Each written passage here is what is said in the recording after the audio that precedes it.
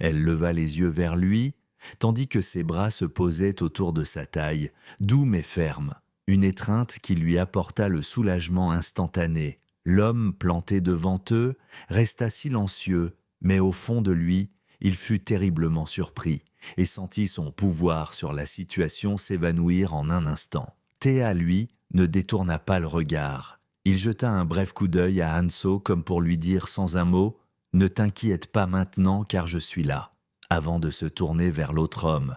Son visage ne trahissait rien. Sa voix calme et autoritaire portait une précision tranchante. Pas de cri, pas d'agressivité. Juste une affirmation simple et claire « Oui, c'est vrai, c'est la mienne ». À ces quelques mots prononcés à voix haute, cela semblait tomber comme une révélation. Puis il se pencha vers elle dans un geste à la fois léger et protecteur, ces mots effleurant son oreille avec un mélange de taquinerie et de curiosité. Qui était cet homme? Se lassait-elle déjà de lui? La question la prit au dépourvu. Elle leva les yeux, abasourdie, son premier réflexe fut de nier, de lui assurer que jamais elle n'y aurait songé. Mais ses mots se heurtèrent, coincés dans une gêne soudaine. Puis il ajouta une autre question, douce en apparence mais lourde en signification. La considérait-elle comme une simple distraction, remplaçable? La remarque la fit vaciller. Elle secoua la tête, presque en panique. Non, jamais elle ne serait capable de cela. Sans un mot de plus, elle saisit son bras, l'enroulant dans son geste, et l'entraîna avec elle. Elle se détourna de la confrontation, cherchant à mettre de la distance entre eux et cet homme immobile qui se tenait depuis tout ce temps devant eux. Elle n'eut pas besoin de se retourner pour savoir qu'il les observait encore. Il ne s'attendait pas à perdre, face à un homme qui n'avait même pas élevé la voix. Théa lui accorda un dernier regard silencieux, empreint de dédain, avant de la suivre hors de cette allée sombre et de se glisser dans l'éclat vacillant des lumières urbaines. Plus il s'éloignait, et plus l'atmosphère s'allégeait. Elle ralentit doucement, ses pas moins précipités, et jeta un regard discret vers lui. Elle osa demander s'il l'avait vraiment rejointe aussi rapidement.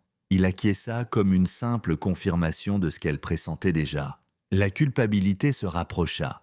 Elle murmura qu'elle espérait que son travail ne souffrirait pas de son appel impromptu.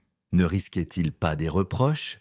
Théa répondit avec un sourire, la taquinant doucement sur la question. Prendrait-elle la responsabilité s'il perdait son emploi? Le ton, léger et presque enjoué, la fit rougir. Elle détourna le regard, troublée, et se mit à fouiller dans son sac. Ses doigts cherchèrent de parmi les pièces et les reçut jusqu'à trouver un petit billet plié. 2000 won, modeste somme à peine suffisante pour un café ou un encas. Elle lui tendit l'argent avec tout le sérieux du monde, affirmant qu'il méritait de s'acheter quelque chose, qu'elle se sentait mal de l'avoir entraîné ainsi. Il regarda le billet, puis ses yeux se posèrent sur elle, un léger sourire naissant aux commissures de ses lèvres. Ce petit geste maladroit, presque insignifiant, lui ressemblait tant, sincère, attentionné, maladroitement délicat. Ils continuèrent à marcher, silencieusement, la nuit déroulant son voile autour d'eux, calme et complice. Puis fut arrivé ce moment où elle s'autorisa à laisser sa curiosité prendre le dessus de sa raison. Elle prit son courage à deux mains pour simplement lui demander où il travaillait, ce qu'il faisait vraiment. Elle espérait une réponse remplie de vérité, mais Théa répondit de façon évasive, presque détachée. Rien de particulier, une boîte quelconque. Ses mots sonnèrent trop vagues, trop lisses. Elle les répéta en silence, comme un goût amer qui traversa sa gorge. À cette réponse, son courage laissa place au regret et à la déception. Elle ne le pressa pas davantage. Elle se contenta de demander s'il devait vraiment partir. Il lui confirma que oui. Elle hocha la tête en guise de réponse. Elle lui dit qu'elle allait bien maintenant, qu'il pouvait retourner à son travail, et elle ajouta d'une voix suspendue qu'elle était heureuse de l'avoir vu, même pour un moment si bref. Avant qu'ils ne se séparent, elle saisit le paquet cadeau qui était soigneusement emballé et qu'elle avait au préalable acheté pour lui. Les coins étaient encore nets, l'emballage intact, preuve d'une intention précautionneuse. Elle lui tendit le cadeau avec un mélange d'espoir et d'incertitude.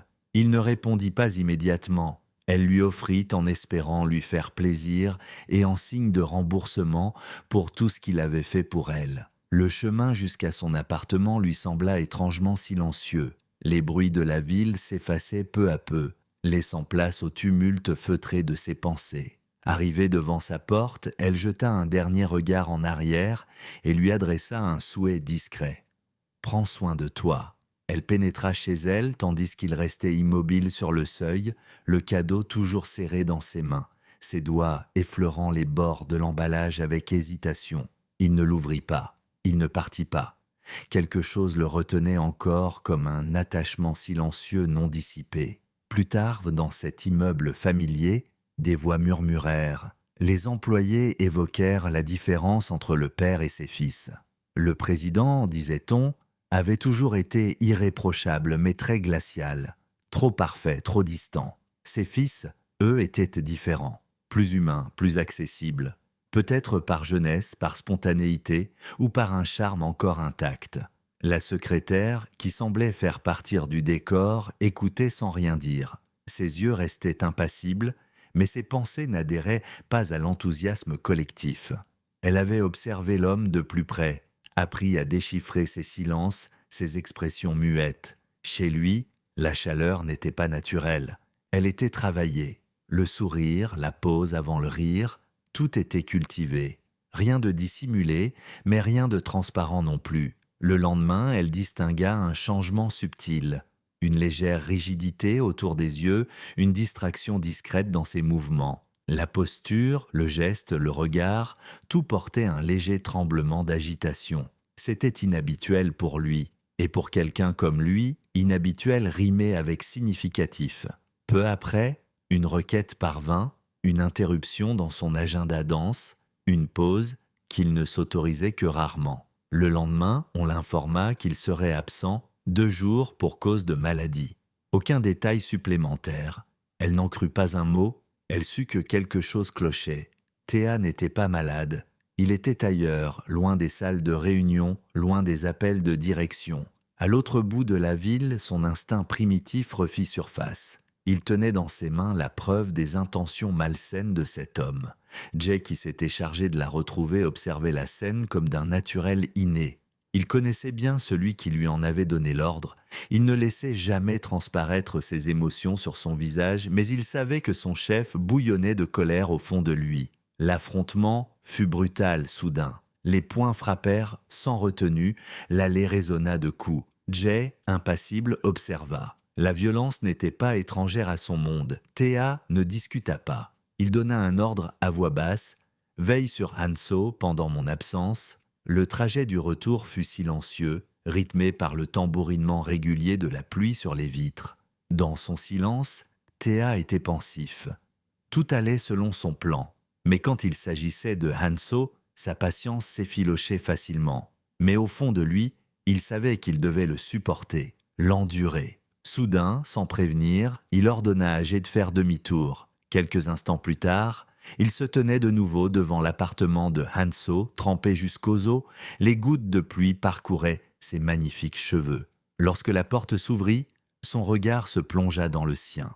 La surprise sur son visage était bien là. Il la plaqua contre le mur, doucement mais fermement. Son souffle était court, ses yeux obscurs de non-dit. Il lui demanda s'il pouvait rester. Dans cette atmosphère humide et tremblante, le désir se métamorphosa en un besoin impérieux, une tension muette, ancienne et profonde, née d'un manque que ni lui ni elle ne comprenaient complètement.